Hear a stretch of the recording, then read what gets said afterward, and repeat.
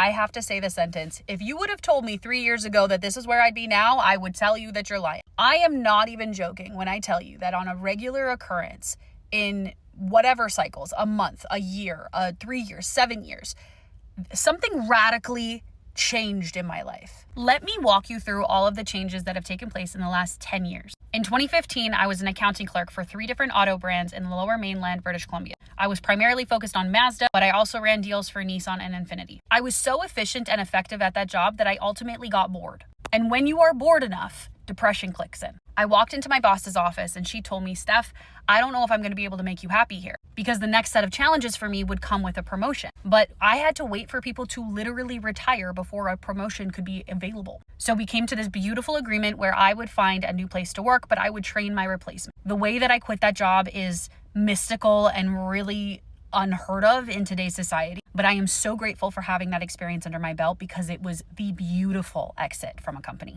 2016 is when I officially left that job. Within 2 weeks of that beautiful conversation with my boss, I was now being offered a financial controllership for an international startup. This company was remote, worked with massive clients like NASA, Boeing, Booz Allen. Even though I was still in the finance and accounting world, this was a whole new set of challenges that I never thought I'd have the privilege to access. Having higher quality problems is a sign of growth, but it became a point where I got depressed there too. It was a lot of monotony and the same problems that weren't getting solved, but also couldn't be solved by the nature of the business. At one point, I realized I can't stay here. So after a couple years, I decided to formally exit and create my own operational consultancy. This happened in 2019. At that point, I had no idea what I was doing, but I was willing to try anything. I ended up being involved with different organizations like the Forum for Female Entrepreneurs, Business Bank of Canada, Startup Fest in Montreal, until a year later, I realized, shit, this isn't for me either. Just because you can do something doesn't mean it's yours to do. So I decided to go back into bookkeeping and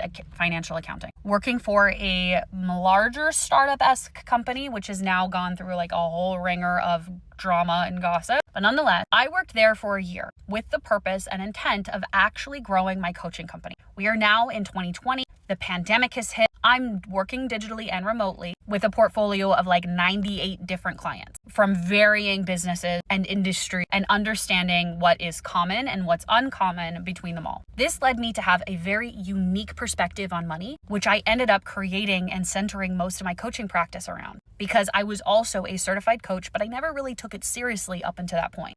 Then I created all of my money-based programs based in real, practical, applicable knowledge. But the lesson of just because you can doesn't mean you should is one that I've had to learn over and over and over again. I ended up creating a 6-figure business that only took 10 hours a month to run and had high impact and value for the clients that I worked with. By the time 2023 arrived, I had reached this point of effectiveness and efficiency that landed me being bored again. When you are an entrepreneur and you are bored with your own business, that means that something needs to change. Intuitively, I couldn't quite tell what needed to, so I downsized my business. I was going from $15,000 a month down to $4,000. As the months continued on, it dropped and dropped and dropped, and I wasn't quite sure what I wanted to create next. But your girl's got bills to pay. So I decided to move back home while I figured out the next chapter of my life. I went and got a job in industrial machinery sales, and I'm liking it a lot. It's such a crazy fucking 360, really, but also not at the same time. Because in 2016, I was working in automotive and then startup world. In 2019, I was working on my own business. In 2023, I was feeling the shift.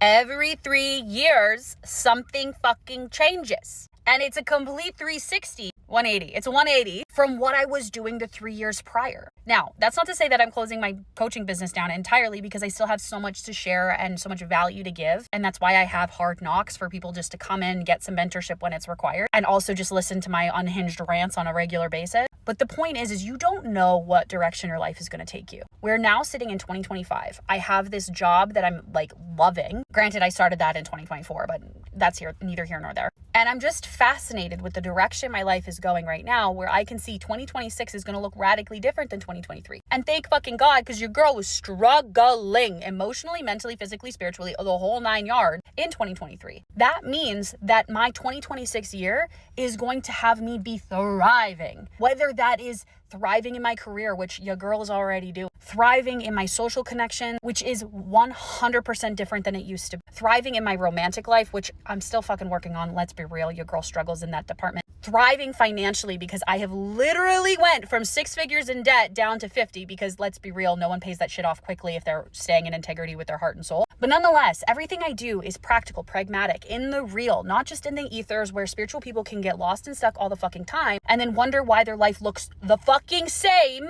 as it did 3 fucking years ago. If you can't get on the ride of life where your life is radically changing all the fucking time and getting better as it does, even when there's the highs and the lows and the ebbs and the flows that naturally occur, then you're going to find that you will live the same year over and over again and end up being 72 and call that a life. Or something like that. Raman Sharman says it. I don't know how it actually goes, but you get my point. If you are looking to be surrounded by real, raw, authentic living,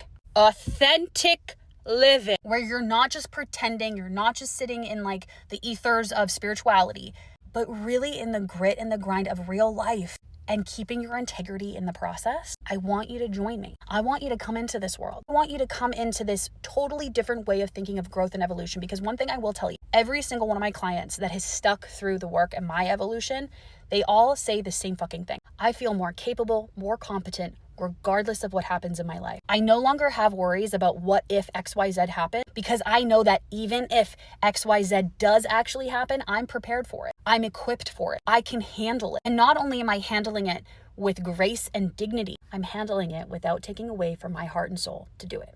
If this is your fucking vibe, welcome. And if you just listen to like 7 minutes of me fucking ranting and you're like, this bitch is crazy and I don't want to fucking talk to her, I want you to exercise those thumbs and scroll away.